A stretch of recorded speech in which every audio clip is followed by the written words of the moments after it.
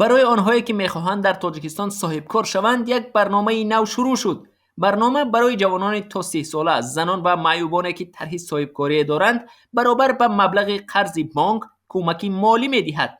مثلا اگر شخصی برای تشکیل کارگاه خرد 50,000 سامانی قرض گیرد، از حساب برنامه با او 50,000 سامانی کمکی به بازگشت داده می شود. برنامه با 11 میلیون دلار بانک جهانی راه اندازی شده. مرکزی تطبیقی لایحه‌های دسترسی به مبلغ گذاری سبز و رشد دهات در وزارت مالیه تاجیکستان آن را عملی می‌کند. بهرام مظفرов، یک مسئول این مرکز، در صحبت با رادیو آزادی گفت برنامه عین زمان در 3 منطقه تاجیکستان عملی می‌شود. ولایت خطبان، ولایت تیوبه مرکز، ولایت سوخت. دلیر احمد آخونوف، هماهنگسازی تشکیلات غیر دولتی پیشصف، روز 12 اون در صحبت با رادیو آزادی گفت طبق برنامه به هر نفری که نیت صاحبکاری دارد تا 200,000 سامانی معادل 20,000 دلار مبلغ میدهند.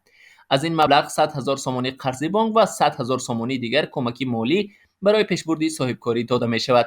یک شرط دیگری برنامه این است که صاحبکاری داوطلبی قرض و کمک باید 10% خراجات لایحه‌اش را خودش بپردازد. آخونوف میگوید مبلغ لایحه برای یک شخص تا 200,000 سامانی است، ولی خواهشمندان میتوانند پول کمتر هم بگیرند.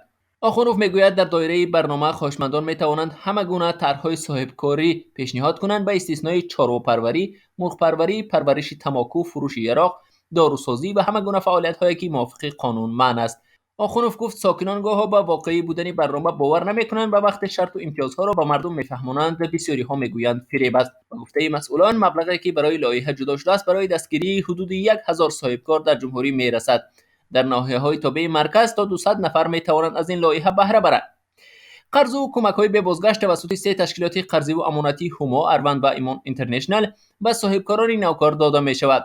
چون این مؤسسه‌های مالی در 5 ناحیه منطقه رشت و ناحیه ورزاب نمایندگی ندارند، ساکنان این جایها از امتیازهای برنامه بی‌نصیب مانده‌اند.